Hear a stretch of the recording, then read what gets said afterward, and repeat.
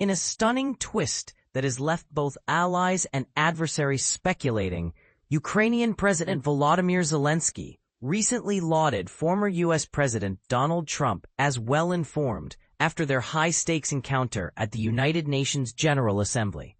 The meeting, which took place on the sidelines of the UNGA, marked a dramatic pivot in Trump's public stance on the Russia-Ukraine conflict, a shift that has sparked both cautious optimism and sharp debate. But here's where it gets controversial.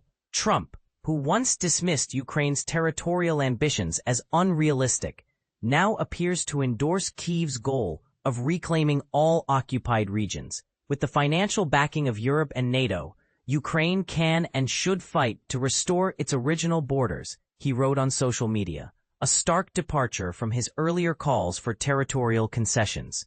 This sudden reversal raises a critical question. Is this a genuine policy shift or a calculated political gambit to appeal to a new audience? For months, Trump's rhetoric on Ukraine has been a roller coaster.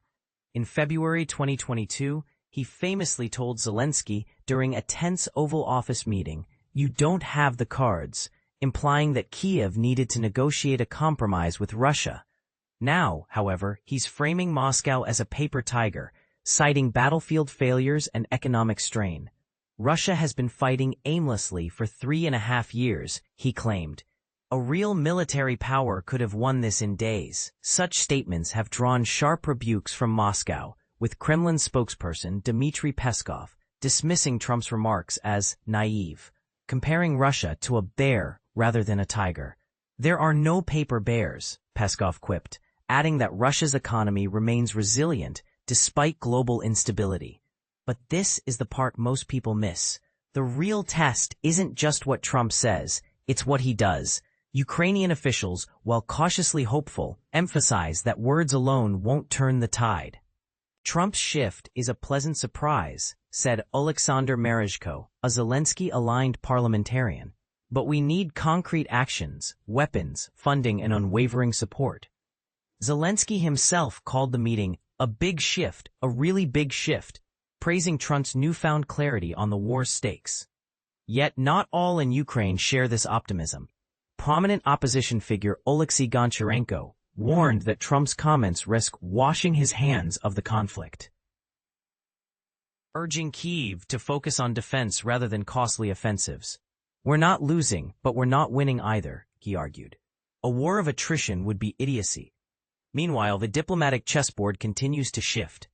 Russian Foreign Minister Sergei Lavrov is set to meet with U.S. Senator Marco Rubio at the UNGA, a move Peskov described as proof that channels of dialogue with the Americans are working. Yet the Kremlin's message remains clear. "We have no alternative but to continue our special military operation," Peskov insisted, a phrase that echoes Putin's own rhetoric. As for Trump, his newfound enthusiasm for Kyiv's cause has left many wondering, will this reshape the war's trajectory, or is it another chapter in a saga of unpredictable political theatrics? One thing is certain, the stakes have never been higher. For Ukraine, every word from a potential U.S. leader carries weight. For Russia, every pivot in Western policy is a threat. And for the world, the question lingers, can diplomacy outpace destruction?